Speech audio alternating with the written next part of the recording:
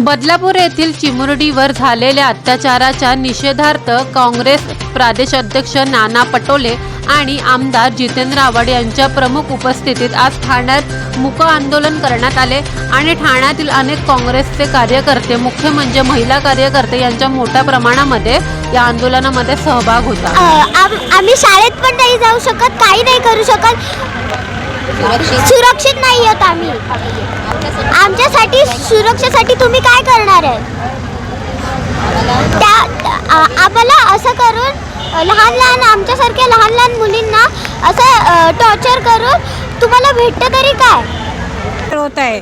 कोणत्याही महाराष्ट्राचा एकही जिल्हा असा राहिला नाही की तिथे महिलांवर अत्याचार होत नाही आहे। महिलांना अत्याचार, लहान मुलांना अत्याचार होत आहेत आणि सरकार मूग घेऊन गप्प बसतंय। दुसरे सरकार आपले महोत्सव सगळे साजरे करतात, पण या बदलापूरमध्ये घडलेल्या लहान मुलींचा अत्याचार झाला त्या माणसाला लवकरात लवकर फाशी द्यावी यासाठी आम्ही सगळे लवकर जमलेलो आहोत। आणि सगळ्यांची मागणी एकच आहे की महिला सुरक्षा कायदा करा आणि दुसरं काही नको। महिला सुरक्षित असतील, आमच्या आई बहिणी सुरक्षित असतील, आमच्या मुली सुरक्षित असेल तरच महाराष्ट्र सुरक्षित राहील।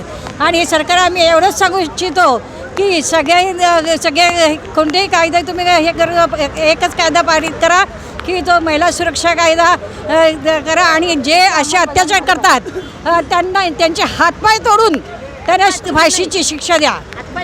हातपाय तोडून त्यांना भर रस्त्यात फेका।